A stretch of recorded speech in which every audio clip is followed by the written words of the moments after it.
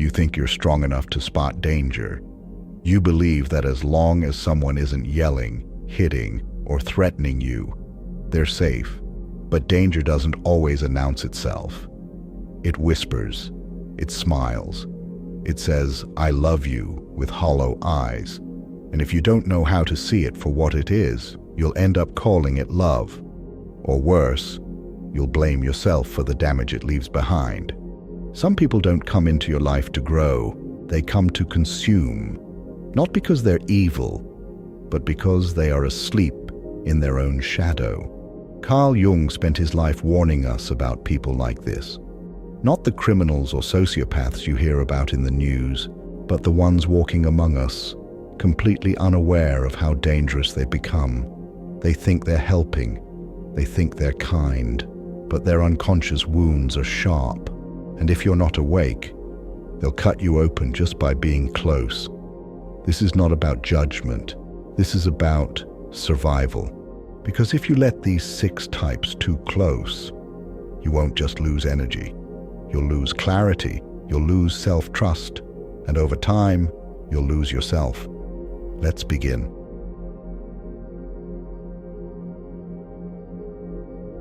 You've been trained to ignore your instincts. When someone makes you uncomfortable, you justify it. They didn't mean it. They're going through a lot. They have a good heart. But here's the truth. The road to hell is paved with good intentions. Intentions don't protect you. Behaviors do. If someone continually crosses your boundaries, that is who they are, no matter what story they tell about themselves. And when you keep letting them in, you're not being compassionate. You're being conditioned to tolerate disrespect, to internalize guilt, to believe that love is about enduring, not choosing. That's not growth, that's erosion. Jung believed that people who repress their darkness become possessed by it. It leaks out sideways, in their relationships, in their tone, in the way they treat others when no one is watching. These are the people you must learn to see clearly, because if you don't, their unconscious will become your burden.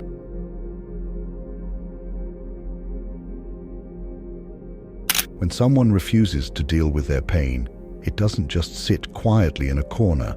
It spills into everything they touch. And if you're a sensitive, empathetic, emotionally aware person, you're the perfect sponge. They'll project their wounds onto you, call you controlling when they're the ones manipulating, say you're selfish when they're the ones who never show up, make you feel guilty for having boundaries, while they cross every one of theirs without flinching. Jung warned that the unconscious doesn't stay unconscious forever. It finds expression, and if someone is unwilling to look inward, they'll find someone else to carry the weight. That someone is usually you, but only if you let them. You can't save someone from their own reflection, and trying to will destroy you.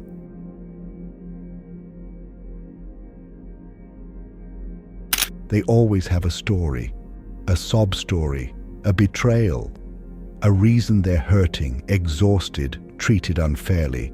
And at first you feel bad for them. You try to help. You offer support, empathy, encouragement. But no matter how much you give, it's never enough.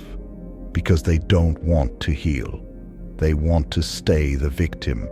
Why? Because being the victim gives them power. It gives them permission to avoid responsibility, to manipulate others into care, to avoid doing the hard work of growth because life has just been so unfair. Jung believed that the refusal to integrate one's shadow leads to an inflated sense of innocence. The person sees themselves as pure and everyone else as a potential threat. This type doesn't just drain you. They make you feel like the bad guy for setting limits. They'll say, "I thought you were different. Everyone leaves me in the end. You're just like the rest." And you, the one who tried to help, walk away feeling ashamed. But the truth is, their pain is real. It's just not your responsibility. You can care without carrying. And until they choose growth over pity, they will destroy anyone who gets too close.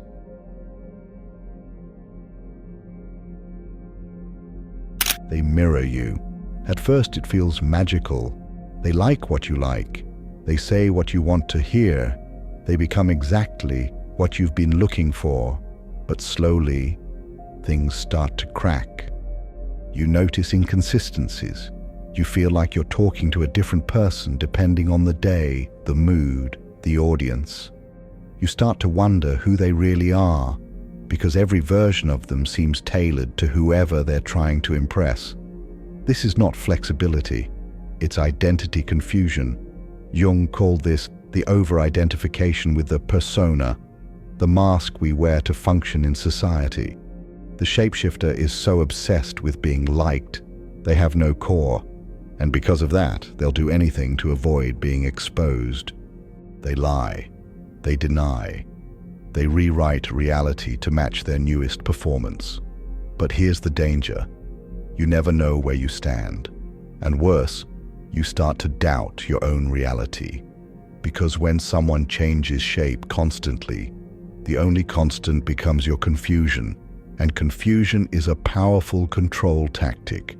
It keeps you compliant, it keeps you quiet, it keeps you hooked, chasing the version of them you fell for, instead of seeing the one in front of you.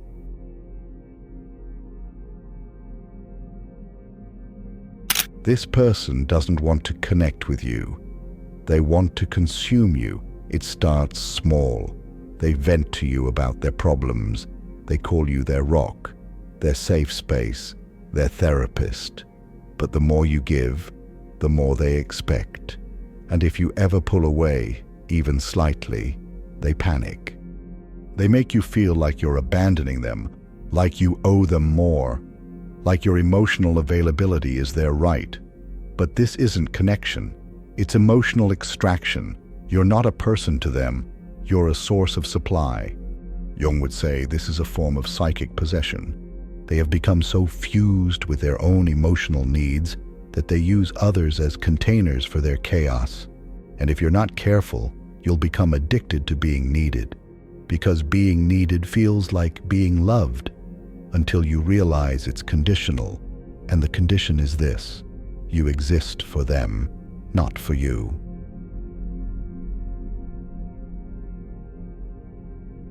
They always know what's best. They see themselves as wise, moral, superior, and anyone who disagrees, ignorant, lost, dangerous. At first, their certainty is attractive. It feels like leadership, clarity, strength. But quickly it turns into something else: control, condemnation, punishment for not fitting into their view of truth. Jung warned that morality, when not grounded in humility, becomes a weapon, and the righteous judge uses it to shame. They'll make you feel small for asking questions. They'll guilt you for choosing differently. They don't want you to think, they want you to obey, because their sense of identity is built on being the good one. And if you challenge them, even with kindness, they'll turn on you. Suddenly, you're the problem. You're toxic. You've changed. You're not who they thought you were. But the truth is, you just stopped letting them rule your life, and that, to them, is unforgivable. The next two types are even more dangerous, because they don't use guilt or morality. They use love, charm, inspiration. And by the time you see the truth, you've already handed over parts of your soul. We'll meet them next.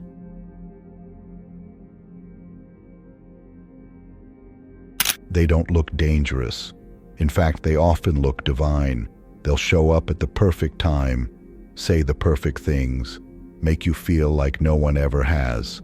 And for a moment, it feels like fate, like you finally found the person who sees you, hears you, awakens something deep inside you. But that feeling, it's not love, it's projection. You're not seeing them. You're seeing the version of yourself you always wished someone would recognize. They become a mirror for your unlived life, your repressed desires, your hunger for intensity, your dream of being fully known. And they know exactly how to feed that fantasy, because they've done it before, not because they're evil, but because they are experts at seduction. Jung believed that the anima and animus, the inner feminine and masculine archetypes, hold immense power over us when they remain unconscious. When someone enters our life and activates that archetype, we feel enchanted, pulled, possessed, and when that person happens to be emotionally unavailable, manipulative, or unstable, we don't notice because we're not looking at them. We're looking at the image they represent. The seducer of the soul uses this to their advantage. They create emotional highs, followed by subtle drops. They give you connection and then retreat. They reveal just enough of themselves to keep you chasing, but never enough to make you feel secure. You'll try to understand them, fix them, prove your worth, but the more you give, the more you lose touch with your center, because the game was never about love, it was about control, and their greatest weapon was your unmet longing.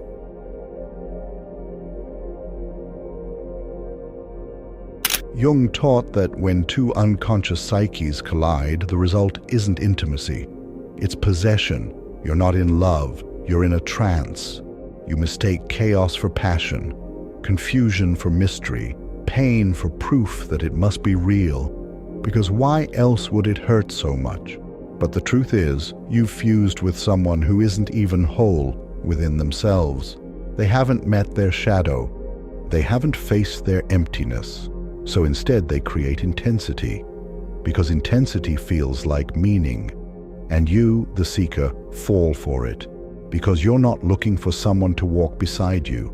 You're looking for someone to rescue the unloved parts of you. And that's exactly where the danger begins, because the seducer doesn't want to walk beside you. They want you under their spell. As long as you're chasing them, you're not facing yourself. And for people like this, that's the entire point.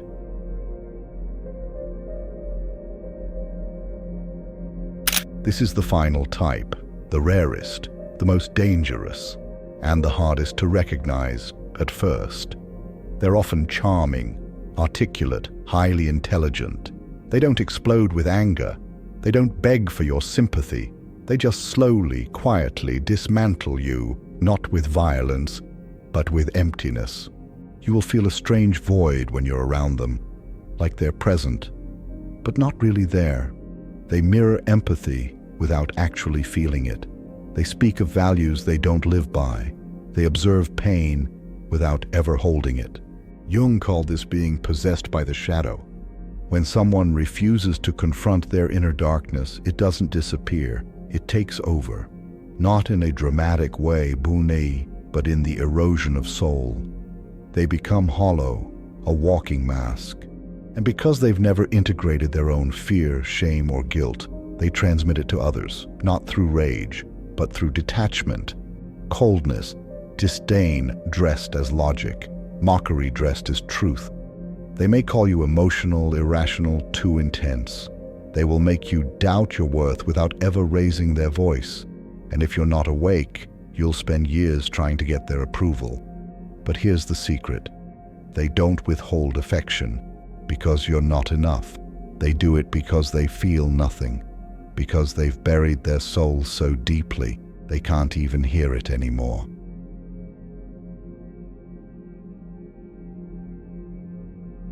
Being close to this type is like being close to a black hole. At first, you're drawn in by their calmness, their composure, their certainty.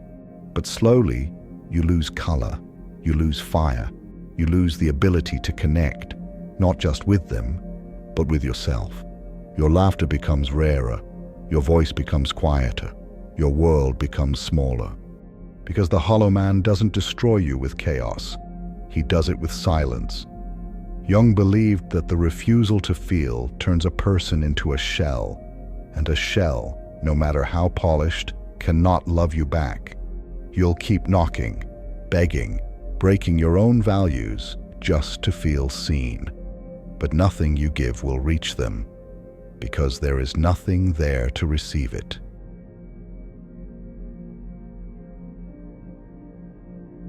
You might be wondering why this keeps happening. Why you, someone who wants depth, keeps attracting people who live on the surface? Why you, someone who offers your heart, keep ending up with people who offer a performance? The answer is painful, but freeing. You attract them because a part of you still believes love must be earned. You tolerate them because a part of you is still trying to rescue your past. You stay with them because their confusion matches something familiar in you. Jung believed that we don't meet people by accident. We meet our unconscious through others, and every dangerous person you've allowed into your life, every manipulator, controller, seducer, was also a messenger. They showed you where you were still asleep, still seeking outside what only exists within, still carrying a fantasy that someone else would complete you. But now you're waking up, and once you wake up, you can never go back. Now that you've seen them all, now that you've felt their weight, their patterns, their pull, the real question is, what will you do with this clarity? Because naming them isn't enough. You have to make a choice. And now we go there. The final confrontation, the cost of keeping them, the paradox of letting go, and the path back to yourself. Let's finish this.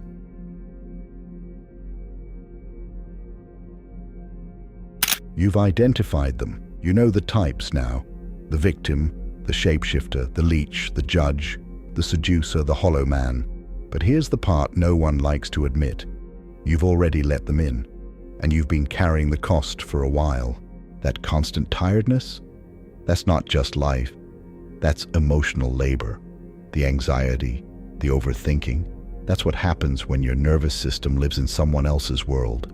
The lost confidence, the confusion about your path, that's the residue of being around people who erode clarity just by being themselves. The cost of staying isn't just time, it's your spirit. Jung believed that psychic energy is finite, and when you're entangled with people who are not conscious, who refuse to do their inner work, your life force becomes theirs. And by the time you notice it, it feels normal. That's the scariest part. You forget what peace feels like.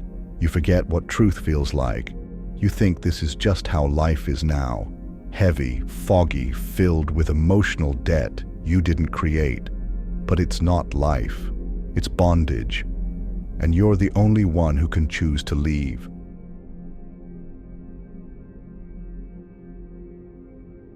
Let's be clear, this isn't about blame. It's not about diagnosing people or putting labels on your past. It's about freedom. Because until you understand this one truth, you will keep repeating the same patterns. You cannot save people from themselves. You cannot love someone into awareness. You cannot heal someone's wounds by bleeding for them. You think if you just show more patience, offer more love, explain yourself more clearly, they'll finally see you. But they don't need more love. They need consciousness. And that's a door they have to walk through on their own. If you stay hoping they'll wake up, you'll fall asleep in their reality, their rules, their story, until you look in the mirror one day and don't recognize yourself. That's the price of trying to be enough for someone who doesn't want to feel. And no matter how hard it is, you have to let that version of you die.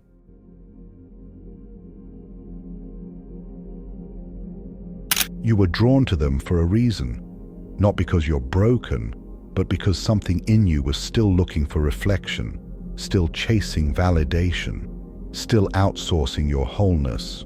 Jung believed that we project the unclaimed parts of our soul onto others. We see our forgotten power in the seducer, our buried rage in the judge, our hidden neediness in the leech. And when they hurt us, we think they've taken something. But often, they've just revealed what we've been missing all along. They are mirrors. Dark ones, yes, cracked and distorted, but still mirrors. And if you look closely, they show you what you need to reclaim. Your boundaries, your instincts, your anger, your voice, your truth. They may have wounded you, but those wounds now mark the doorway back to yourself. And that's a gift most people never receive, unless they're willing to hurt for it.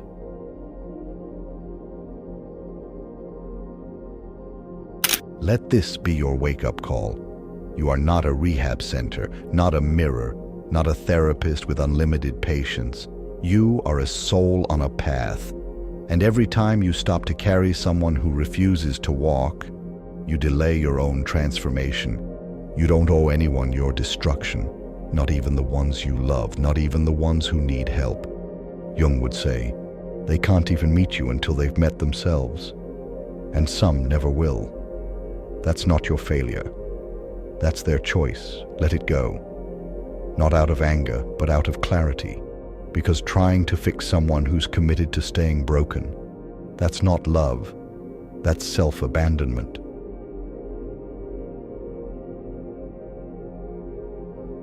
You may never get an apology. You may never get validation. You may never get to hear them say, you were right.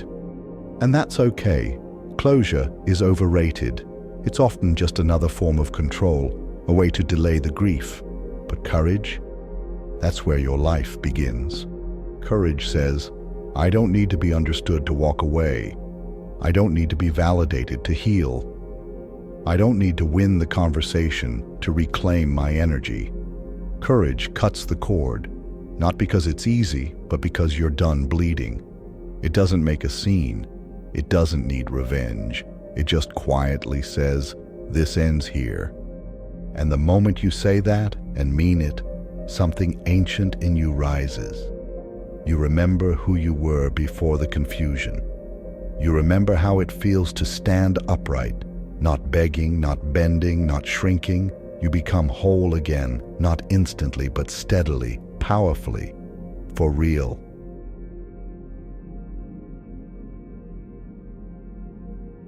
This is the moment. You've seen the patterns. You've felt the cost. You've named the danger. Now you must decide. What kind of life do you want? One where you're constantly managing the emotions of people who refuse to evolve? Or one where your energy flows toward meaning, growth, and clarity? One where you're always second-guessing yourself? Or one where you trust your gut and honor it like sacred ground? You can't live both. Every relationship is either reinforcing your truth or eroding it, and you are allowed to choose the ones that expand you. That doesn't make you selfish. It makes you sovereign. Jung would say, your soul is asking for integration, not distraction, not drama, not another project. Real relationships begin when you stop abandoning yourself. Let that be your new standard.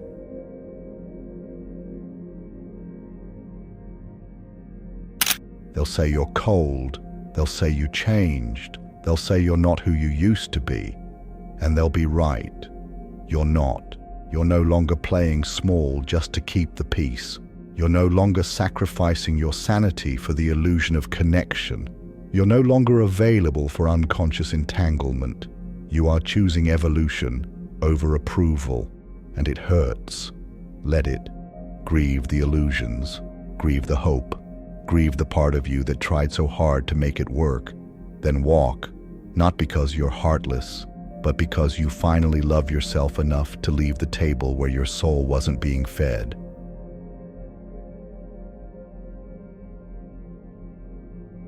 If this video has stirred something in you, don't ignore it.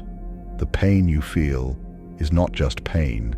It's direction. It's life saying, this isn't it.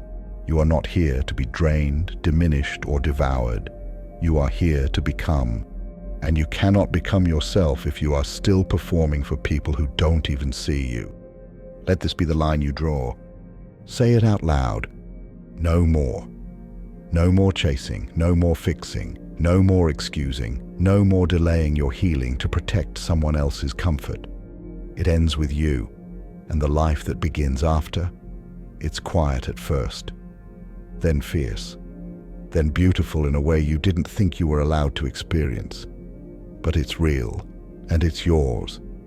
Until next time, keep shining, not to be seen, but to see.